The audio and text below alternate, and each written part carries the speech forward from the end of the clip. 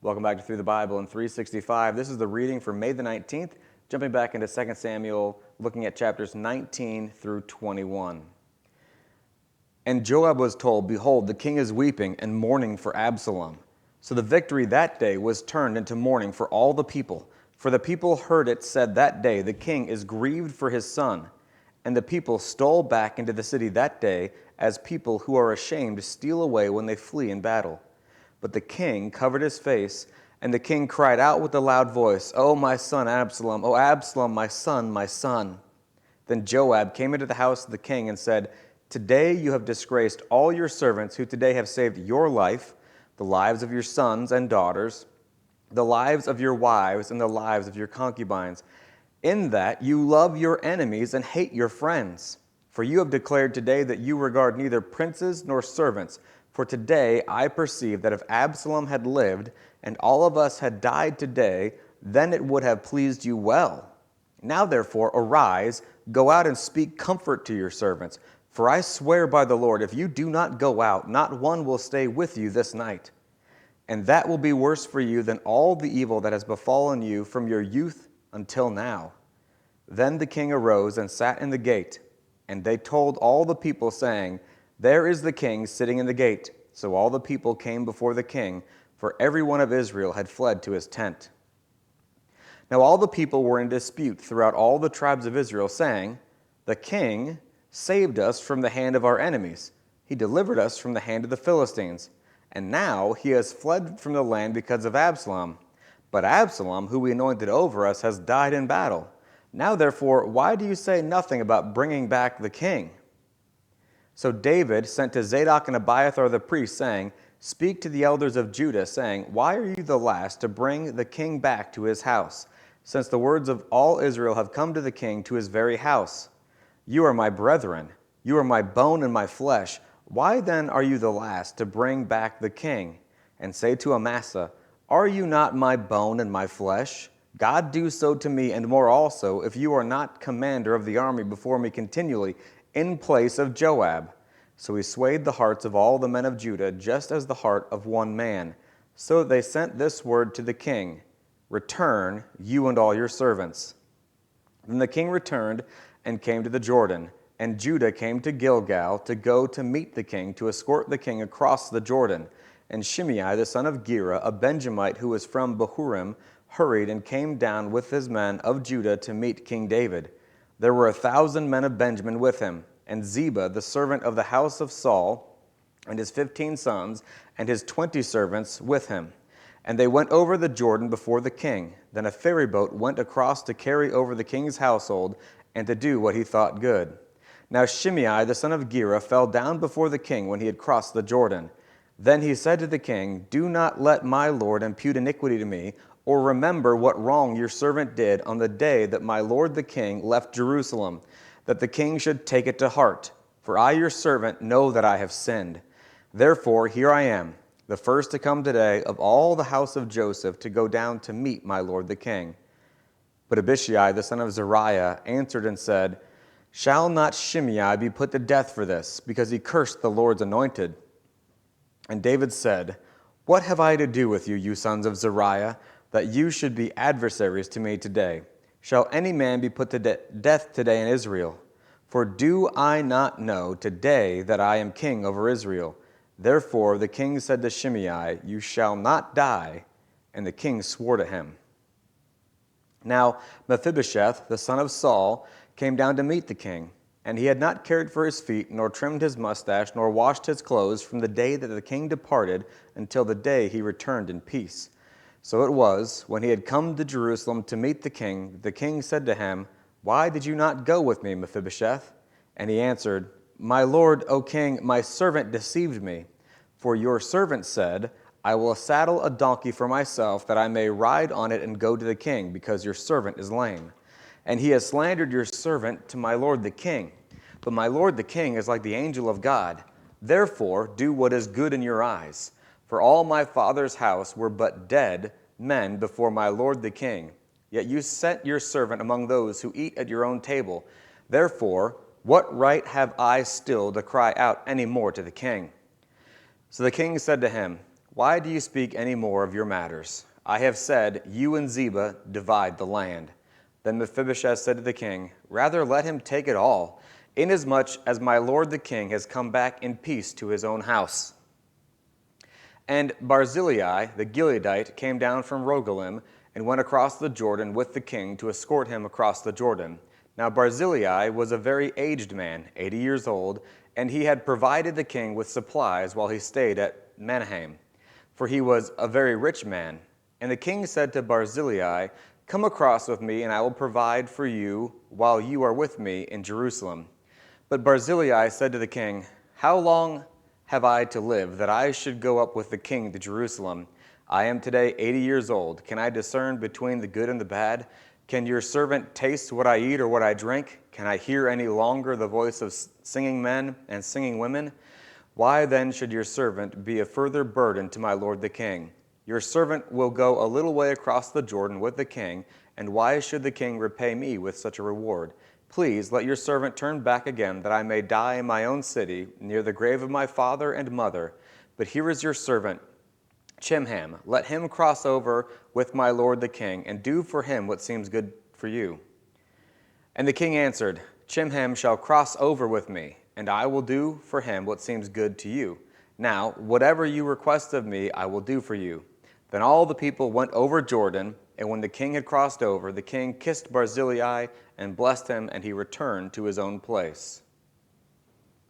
Now the king went on to Gilgal, and Chimham went on with him. And all the people of Judah escorted the king, and also half the people of Israel. Just then all the men of Israel came to the king, and said to the king, Why have our brethren, the men of Judah, stolen you away, and brought the king, his household, and all David's men with him across the Jordan? So all the men of Judah answered the men of Israel, Because the king is a close relative of ours, why then are you angry over this matter? Have we ever eaten at the king's expense, or has he given us any gift? And the men of Israel answered the men of Judah and said, We have 10 shares in the king, therefore we also have more right to David than you. Why then do you despise us? Were we not the first to advise bringing back our king? Yet the words of the men of Judah were fiercer than the words of the men of Israel. Chapter 20. And there happened to be there a rebel whose name was Sheba, the son of Bichri, a Benjamite, and he blew a trumpet and said, We have no share in David, nor do we have an inheritance in the son of Jesse. Every man to his tents, O Israel. So every man of Israel deserted David and followed Sheba, the son of Bichri. But the men of Judah, from the Jordan as far as Jerusalem, remained loyal to their king. Now David came to his house at Jerusalem, and the king took the 10 women, his concubines, whom he had left to keep the house, and put them in seclusion, and supported them, but did not go into them. So they were shut up to the day of their death, living in widowhood. And the king said to Amasa, Assemble the men of Judah for me within 3 days, and be prepared to present yourself. So Amasa went to assemble the men of Judah, but he delayed longer than the set time which David had appointed him. And David said to Abishai, Now Sheba, the son of Bichri, will do us more harm than Absalom. Take your lord's servants and pursue him, lest he find for himself fortified cities and escape us. So Joab's men, with the Cherethites, the Pelethites, and all the mighty men, went out after him. And they went out of Jerusalem to pursue Sheba, the son of Bichri. When they were at the large stone which is in Gibeon, Amasa came before them. Now Joab was dressed in battle armor. On it was a belt with a sword fastened in its sheath at its hips.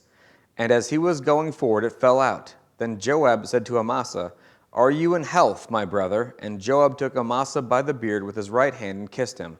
But Amasa did not notice that the sword was in Joab's hand, and he struck him with it in the stomach, and his entrails poured out onto the ground, and he did not strike him again. Thus he died. Then Joab and Abishai his brother pursued Sheba, the son of Bichri. Meanwhile, one of Joab's men stood near Amasa and said, Whoever favors Joab, and whoever is for David, follow Joab. But Amasa wallowed in his blood in the middle of the highway. And when the man saw that all the people stood still, he moved Amasa from the highway to the field and threw a garment over him. When he saw that everyone who came upon him halted, when he was removed from the highway, all the people went on after Joab to pursue Sheba and the son of Bichri. And he went through all the tribes of Israel to Abel and Beth-Maachah and all the Beerites, and so they were gathered together, and also went after Sheba. Then they came and besieged him in Abel of Beth-Maachah, and they cast up a siege mound against the city, and it stood by the rampart, and all the people who were with Joab battled the wall to throw it down. Then a wise woman cried out from the city, "Hear, hear! Please say to Joab, 'Come nearby that I may speak with you.' When he had come near her, the woman said, 'Are you Joab?' And he answered, 'I am.' And then she said, 'Hear the words of your maidservant.' And he answered, 'I am listening.' So she spoke, saying, 'They used to talk in former times, saying, They shall surely seek guidance at Abel, and they would end disputes. I am among the peaceable and faithful in Israel. You seek to destroy a city and a mother in Israel.